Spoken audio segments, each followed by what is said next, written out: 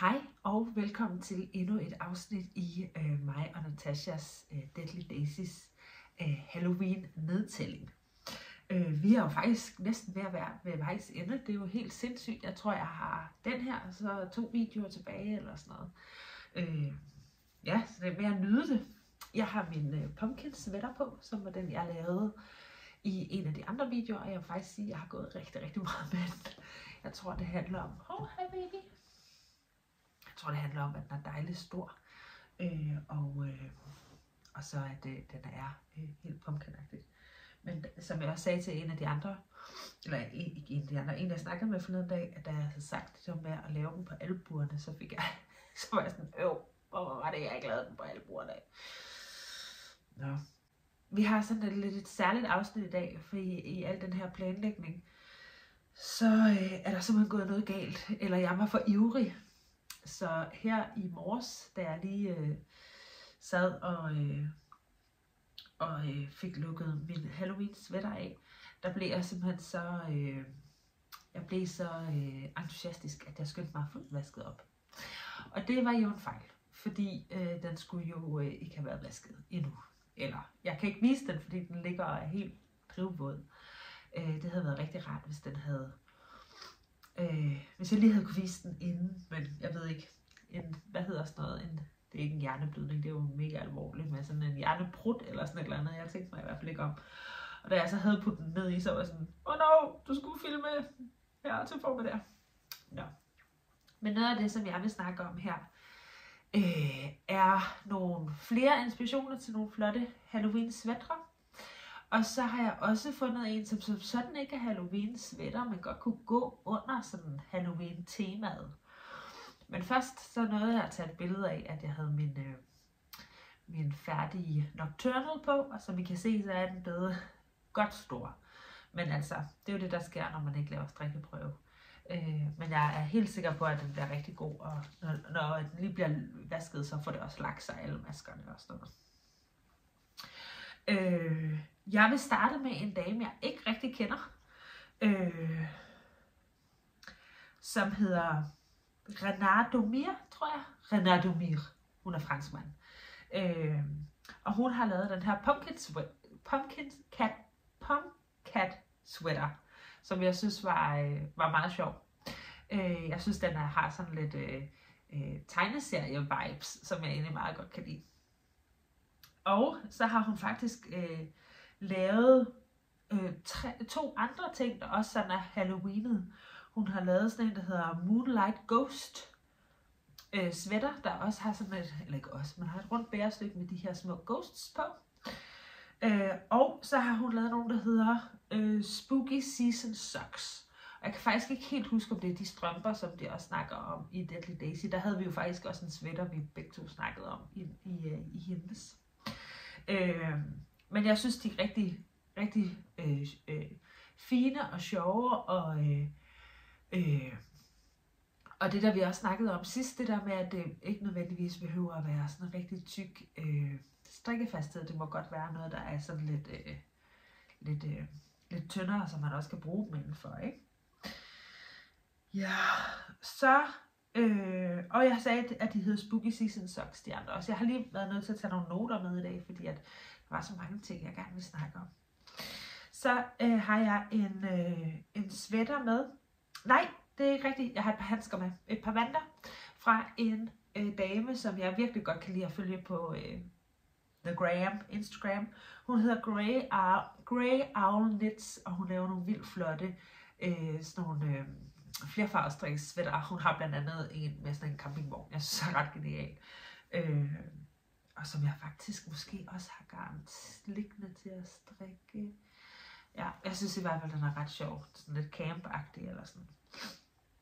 Og hun har lavet nogle, der hedder Spooky Boogie Man Mittens. Som jo også er ham Boogeyman fra The Nightmare Before Christmas. Og igen, hvis man ikke er til at committe sig helt til en Halloween sweater, så er sådan et par mittens, der er helt perfekt til det. Og så synes jeg, man skal tjekke Grey Owl Knits ud, for jeg synes, hun laver nogle rigtig flotte ting. Og lidt noget anderledes noget også. Og så har jeg simpelthen Bad Wolf Girls Sit and Knits med. Og hende kan jeg også bare virkelig, virkelig godt lide. Hun er meget produktiv, hun har lavet rigtig mange opskrifter. Og jeg synes altid, de har sådan en lille smule kant eller sådan. Den var faktisk hende, jeg ville have. Det var det, der fik mig startet. Der er rimelig, altså der er en del, der er her om efteråret, laver den der pumpkin patch sweater, som er hendes design, som er, sådan noget, græskar i sådan et rundt bærestykke. Og det er jo hverken Halloween eller noget som helst, men en efterårssweater. Og det synes jeg, den er mega, mega fin. Jeg tror, jeg kom til at kende den, fordi jeg godt kunne lide den podcast, der hed Knitmore Girls. Det er sådan en lyttepodcast. De podcaster desværre ikke mere, fordi at, de var mor og datter, og moren er blevet syg, så derfor så podcaster de ikke mere. Men den har hun lavet, Pumpkin Patch Sweater, billedet her. Og så har hun lavet en, der hedder Mostly Ghostly Sweater, som også er sådan nogle spøgelser rundt, som jeg også synes var rigtig fin, og sådan en lille smule mere enkel end den anden, den der Moonlight Ghost Sweater. Og så den sidste ting, som jeg lige ville anbefale her, det var, det er også Bad Wolf Knit Girls, og jeg tror Bad Wolf er et callback til Doctor Who. Jeg synes, hun har mange sådan, sådan lidt, at hun er over i den genre af hvad hun ser i fjernsyn. Men hun har lavet en, der hedder Astraeus, tror jeg, den udtales, sweater, som er så flot. Og det er den her, hvor jeg tænker, at det jo i virkeligheden ikke er en Halloween-sweater, men en sweater, man går på hele året. Men når man så har den på her til Halloween, så bliver den sådan lidt hekset, lidt witchy. Så, ja, det er ikke sikkert, at jeg når det i år. Det sagde jeg også sidste år. Men mit Instagram-feed er i hvert fald fyldt med de her quiltede heksehatte, som jeg synes er ret flotte. Og som jeg også synes kunne være ret sjov at lave. Så det kan være, at i den sidste video, den 31. at jeg dukker op med sådan en heksehat på. You never know. Jeg har i hvert fald rigtig mange quiltede sengetæpper, som man godt kunne lave en lille witchy hat ud af. Ja. Og mit Halloween-projekt, det var jo en Halloween sweater til Tanja, min lille hund. Og jeg har simpelthen nået så langt her. Så der satser vi da helt klart på, at jeg kan nå at være færdig med den til den sidste video.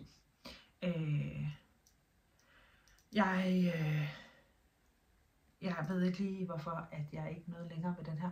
Men der skal lige noget tankevirksomhed til at få lavet mønstret på trøjen.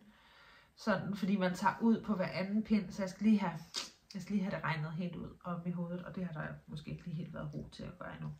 Men forhåbentlig kommer det i weekenden. Der skal jeg på strikkeweekend med min strikkeklub, så det kan jo sagtens være, at det der, at den får lidt mere krop. Men den er i hvert fald færdig til den sidste af mine strikke-update-videoer. Ja.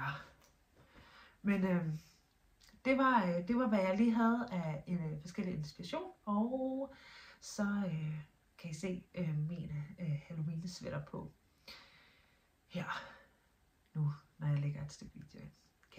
Jeg skal faktisk ud i en ungdomsskole, hvor jeg arbejder og holde sådan en uhyggelig Halloween aften i aften. Der er nogle 10. klasser, der arrangerer en aften, hvor vi skal spise uhyggeligt mad og se en uhyggelig film. Jeg tror, vi skal se Coraline, eller Corpse Bride, eller The Nightmare Before Christmas, eller sådan noget andet hyggeligt.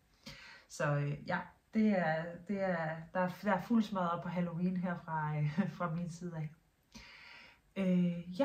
Jeg vil hoppe videre til, at I kan se mig i min nye sweater. Jeg har simpelthen rejst mig fra min syge seng og lige hoppet i min nye tørre sweater. Og den er helt fantastisk. Jeg elsker den. Jeg var bange for, at den var blevet alt for stor. Det er den bare overhovedet ikke. Den er blevet helt perfekt. Endnu en gang tusind tak, fordi I så med, og vi ses i den næste video.